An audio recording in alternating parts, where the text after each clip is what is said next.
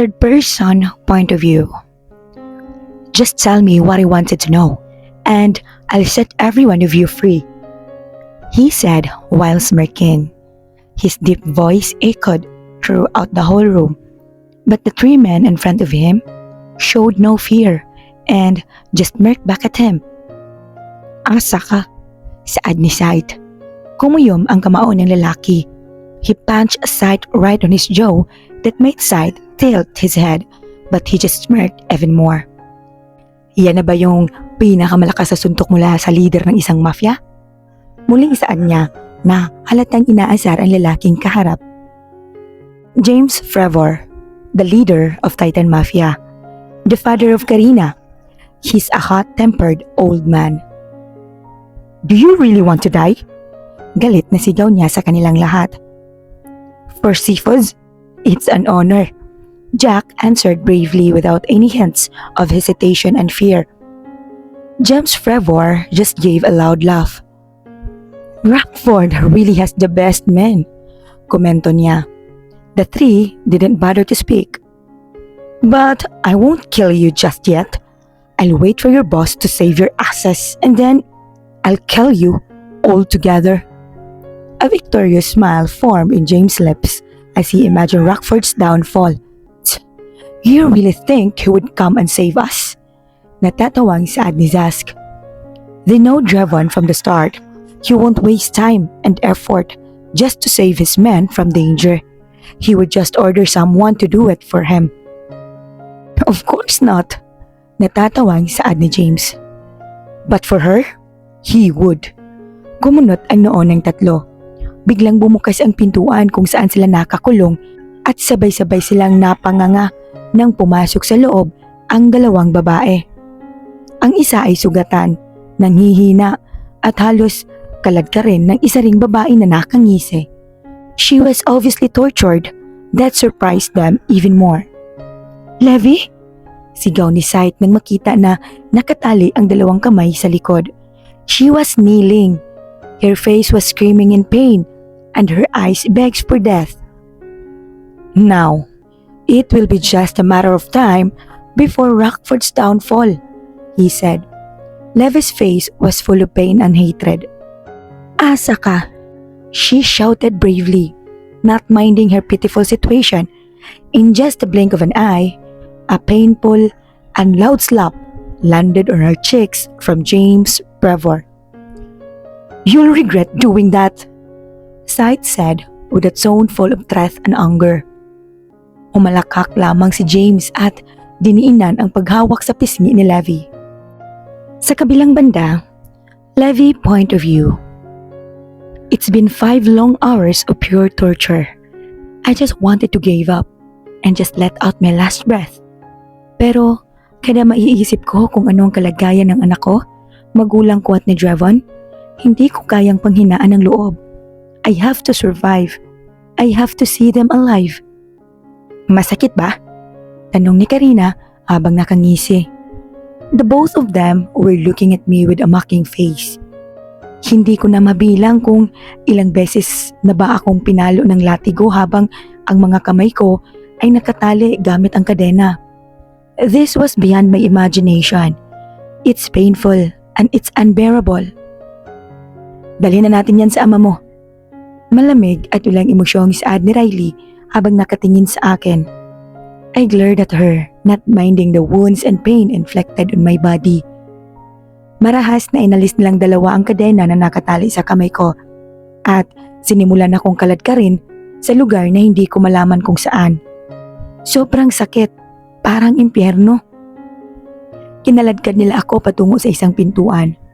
I was weak, but I managed to walk and get myself together. Binuksan nilang dalawa ang pintuan at mabilis akong tinulak dahilan para mapasubsob ako sa sahig. When I lifted my face, I saw 3 familiar faces of men. They all looked so shocked upon seeing me. Sight, Jack, and Zask. Their shocked faces slowly became of a beast waiting to be unleashed. Now, it will be just a matter of time before Rockford's downfall, said the man whom I think in his middle 50s. He has a strong facial features, And he resembles someone I hated a lot. Karina. Is he Karina's father? Asa ka? I spitted at him, but a strong, loud, and deafening slap landed on my face. It almost made me unconscious, and my vision suddenly became dark.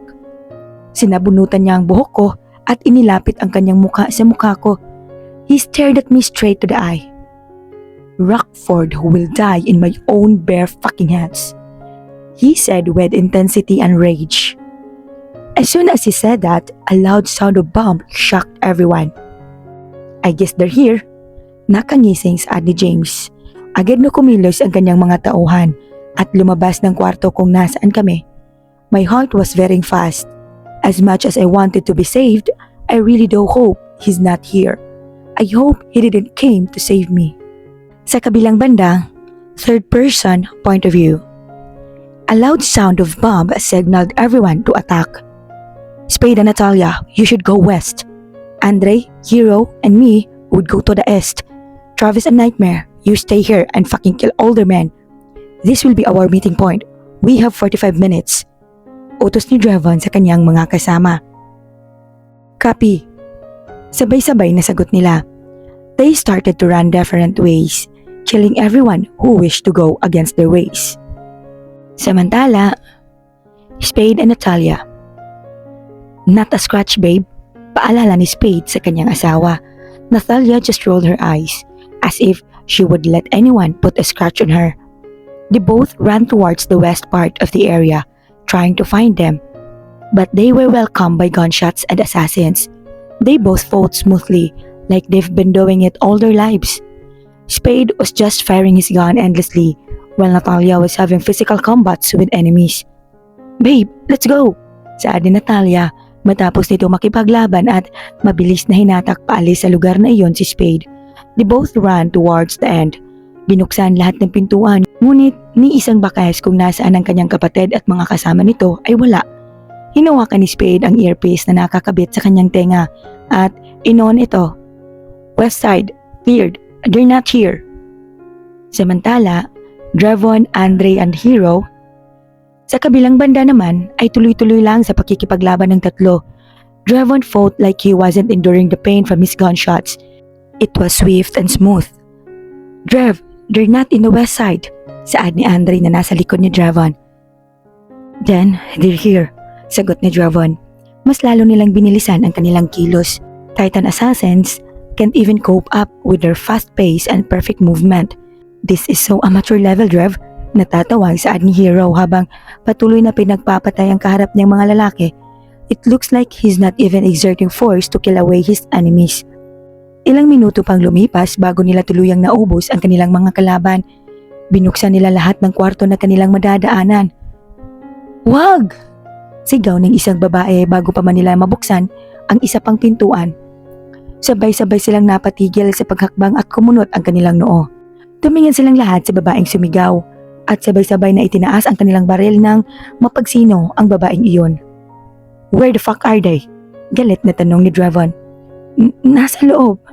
She answered with eyes full of fear and worry. Drevon was about to open the door again when she shouted, Sasabog tayong lahat pag binuksan mo yan! Natigil si Drevon sa kanyang ginagawa at binitawan ang pagkakahawak sa doorknob. His face suddenly became dark, cold and emotionless. He stared at the lady in front of him. The stare that would make anyone faint from fear and suffocation. Show me your father and I'm going to fucking rip his body into pieces. Drevon said that made her face pale even more. Sorry. Before she could even utter the word, Drevon rushed towards her and choked her. Sinakal niya ito at isinandal sa pader. Tell me, Karina, where the fuck are they? He whispered dangerously. Nanginginig ang buong katawan ng dalaga. Nagsimula na ring tumulo ang kanyang luha sa labis na takot. He's escaping. This place will explode in 20 minutes. Saad niya kahit hirap na hirap ito sa pagsasalita. Please, let me speak. Dagdag pa niya. Niluwagan ni Drevon ang pagkakahawak sa kanyang leeg at hinayaan na magsalita ang babae. He's escaping because the whole place would explode in 20 minutes. Nagpaiwan ako. Hindi ako ganun kasama para patayin kayo. I love you. and killing you was the least thing I wanted to do. Nasa likod ng pintuan na yan si Levi at mga kaibigan mo. At kapag binuksan mo ang pinto na yan, mas mapapabilis lamang ang pagsabog. She explained. Lahat sila ay natahimik. Maybe she's lying, sabat ni Andre. Mabilis na umiling si Karina habang patuloy ang pagtulo ng luha niya. You could kill me right now, but I swear, I'm not lying. Drev, we found bombs planted everywhere. We need to get out of here as soon as possible. All of their doubts for her instantly fades away when Travis said that from the other line. Where's your father? Tanong ni Drevon. Rooftop. May susundo sa kanyang helicopter. He's with Riley. Tumingin si Drevon kay Andre at Hero at mabilis naman tumango ang dalawa na tila alam na ang gustong ipahiwatig ni Drevon. Mabilis na umalis mula sa lugar na iyon si Andre at Hero at nagtungo sa rooftop. How can we get them out? Tanong muli ni Drevon. We have to defuse all the bomb within 20 minutes, she answered. Samantala, third person point of view. Tell me, what should I do? Drevon asked, almost pleading, but Karina remained staring at him, unable to utter a word. You can't, she finally said. Tila nagdilim ang paningin ni Drevon sa sinabi nito at marahas na hinawakan ng kanyang braso. He pushed her into the nearest wall harshly. Say it or I'll fucking kill you, he said. You need to defuse the main bomb to stop this whole building from exploding. Where is it? Tanong muli ni Drevon. Sa basement. 20 minutes lang yun, Drevon. At kapag hindi ka umabot sa 20 minutes, ay mamamatay lahat ng nandito sa loob. We still have enough time to run away. I won't fucking run away. Now, tell me, where is the basement? Matigas na sagot ni Drevon. Saglit na natahimik si Karina pero kalaunan ay tumango rin ito. Sasamahan kita. Sa kabilang banda, Travis, open the door and take them away from here. But wait for my go signal. Saad ni Drevon sa kabilang linya. Copy, boss. Sagot ni Travis. Mabilis na tinakbo ni Travis ang direksyon patungo sa sinabing lugar ni Drevon kung nasaan si Levi at ang tatlo. Guard that fucking door and don't let anyone open it without my signal. Saad muli ni Drevon. Copy. Gaya ng sabi ni Drevon, ay binantayan niya ang pintuan. He waited for almost 15 minutes bago tuluyang mabuhay muli ang linya ni Drevon. Open it. As soon as he heard the signal, he opened the door and as expected, nandoon nga sila Levi at ang tatlong lalaki. Damn, Levi! Agad na dinaluhan ni Travis ang sugatan at nangihinang si Levi na ngayon ay nakatali sa isang upuan. We need to get out of here, sabi ni Jack. Mabilis naman na tumayo si Travis at sunod-sunod na inalis ang tali ni Jack, Sight at Zask. Ikaw na bahala kay Levi. We'll clear the building, saad ni Zask. Tango lamang ang isinagot ni Travis at sabay-sabay silang umalis sa silid na iyon. Are you okay? Tanong ni Travis kay Levi na ngayon ay sinisikap na maglakad kahit hirap na ito. I'm fine. Where's Drevon? She asked. I don't know. Ang alam ko lang ay nagpunta siya para i-defuse ang bomba. Napatigil bigla si Levi sa paglalakad at seryosong tumingin kay Travis. He did what? Hindi makapaniwalang tanong ni Levi. He defused the bomb. Pag-uulit ni Travis to his surprise, bigla na lamang napaupo si Levi. She looked so shocked to even utter a single word. Why? What's the matter? Ayos ka lang ba? Sunod-sunod at nag-aalalang tanong ni Travis. That was a trap. Mahina, ngunit sapat na upang marinig ni Travis ang sinabi ni Levi. He was puzzled, confused, and worried. Hinawakan ni Levi ang kanyang braso at tumingin sa mata. Travis, that was a trap. Oo, madidefuse niya ang bomba. But a lot of assassins were waiting for him at the basement. He wasn't in good condition. Paano pag may nangyaring masama sa kanya? She shouted. How did you know that? Nagtatakang tanong ni Travis na ngayon ay kinakabahan rin para kay Drevon. I just heard Riley and James talking about it. So, this was a setup, huh? Drevon asked coldly without any hints of emotion in his voice. Promise, wala akong alam dito, Drevon. Karina whispered while continuing to walk back slowly, going farther from the group of assassins facing them. Damn! Drevon shouted as he pulled Karina closer, saving her from incoming doggers. Tulala at tila wala sa sarili si Karina. not able to comprehend what the fuck is happening. "We need to get out of here," sigaw muli ni Drevon at nagsimula na itong labanan ang mga assassins na nagtatangkang lumapit sa kanila. He dodged every single daggers thrown into them. "Where do you think you're going?" Andre said while pointing a gun towards a man who was attempting to escape from the building. Napatigil sa paglalakad si James at dahan-dahan na lumingon sa direksyon ni Andre at Hero. James slowly lifted his hand like he was surrendering but smirked at the both of them. "Oh, the Orion leader and his Reaper," he said with amusement in his voice. "It's an honor to meet you," saad niyang muli. Andre just smirked at him and chuckled sarcastically. "Let's settle this in a peaceful way, can we?" "Just surrender and we'll let you leave," nakangising saad ni Andre. Isang malakas na halakhak ang pinakawala ni James. Binaba nito ang kanyang kamay at nilagay ito sa kanyang bulsa. "Never thought I could hear the word peaceful from a Mafia leader," saad nito. "You're wasting our time." Walang emosyon na saad ni Andre.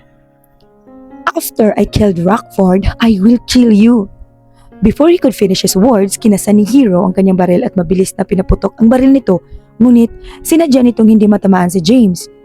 James looked so terrified but he managed to act brave. "Old tricks won't work against us, old man." Walang emosyong saad ni Andre. James clenched his fist and glared at them. Mahinang napatawa si Andre sa sinabi ni Hero at tila naintindihan nito ang sinabi ng kaibigan. "Oh, he's planning to waste our time and wait for his backup, ha?" Mapang-asar na saad ni Andre. "That's smart but too late," James said while smirking, and in just a blink of an eye, Andre and Hero were also surrounded by men wearing an all-black suit coming out of nowhere.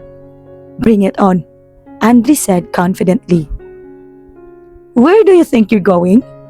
she said with voice full of pain and raging eyes.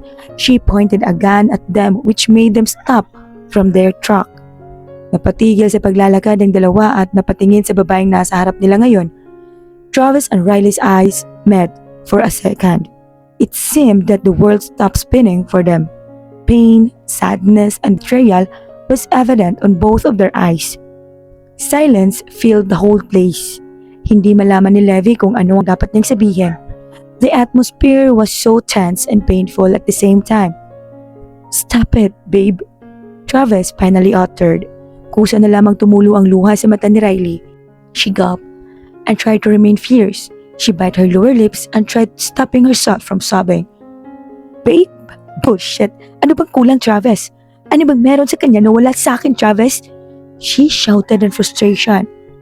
"Bakit ba mahal na mahal mo siya?" Dagdag niya. Hindi na nito napigilan na mapahagulgol.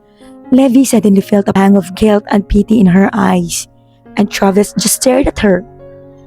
"Mahal kita, Riley. Inamin ko nung una, kaibigan lang turing ko sa'yo. But as time passed by, I started to have these unexplainable feelings for you. I fucking love you. I love you. And I'm fucking willing to forgive all your bullshits. Just fucking calm down and let's settle this, okay, babe?" Travis held me with a pleading voice. Her face suddenly softened. It's not true," umiling na saad ni Riley. "I love you, babe," sagot ni Travis. Dahan-dahan binaba ni Riley ang hawak nitong baril. Tuloy-tuloy lamang ang pag-agos ng luha nito. Inihakbang nito ang kanyang paa. Isang beses palapit kay Travis. Sandaling binitawan ni Travis ang pagkakahawak ni Levi, waiting for Riley to come to him.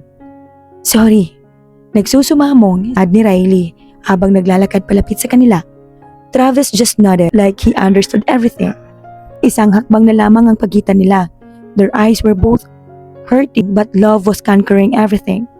"Sorry, babe, but I have to do this." "Ah! Fuck it, Riley." Just like that, Riley pulled Levi on her arms. She wrapped her arms around Levi's neck and pointed a gun towards her temple. "No, Travis. As long as she's here, we can never be happy," Riley shouted. Muli na namang napuno ng galit ang kanyang mata at diniinan ang pagkakatutok ng baril kay Levi. "Nababaliw ka na ba?" sigaw ni Travis. Halata ang labis na galit at sakit sa mga mata nito. "Oo, baliw na ako," You made me like this! Sigaw pabalik ni Riley. I fucking love you to my fucking extent. What more do you fucking want? Travis shouted. I want her dead! She was ready to pull the trigger, ready to kill for someone she loves. But a man from behind suddenly popped out of nowhere. Sa isang iglap ay biglang nagbago ang lahat. Nightmare? Sabi ni Travis sa kapatid na ngayon ay nakatayo sa likuran ng dalawang babae at nakatutok ang baril sa ulo ni Riley. Si Levi naman ay nakaupo sa sahig habang si Riley ay nakataas na ngayon ang dalawang kamay habang nasa likod nito si Nightmare at nakatutok ang baril sa kanya. Give me a signal, brother. I'm going to kill her for you. Tila mapang-asar at walang pakialam na saad ni Nightmare. Riley and Travis' eyes met. I don't want to die, she said while looking straight at Travis' eyes. I know you love me and you can't afford to let me die, right? She said with hints of confidence. Travis was just staring at them, unable to comprehend the situation. Should I spare her? Nakangisi pa ring tanong ni Nightmare na halatang iniinis ang kapatid. Travis, maybe she could still change, sabi ni Levi. Ngunit, tila wala nang naririnig si Travis. He was just staring straight at Riley without any hints of emotion, but his eyes were screaming for pain. Babe, I love... Kill her. Isang nakakabinging katahimikan ang bumalot sa kanilang lahat. Labis na pagkabigla ang rumehestro sa mukha ni Riley, Levi at Nightmare. Nightmare was just teasing him, but he never expected Travis' decision. He easily recovered from the shock and plastered his emotionless face. Trav! Before Levi could even finish her word, a loud, deafening and horrifying gunshot ended Riley's life. A tear escaped from Levi and Travis' eyes as a lifeless body of a woman fell to the cold and empty ground.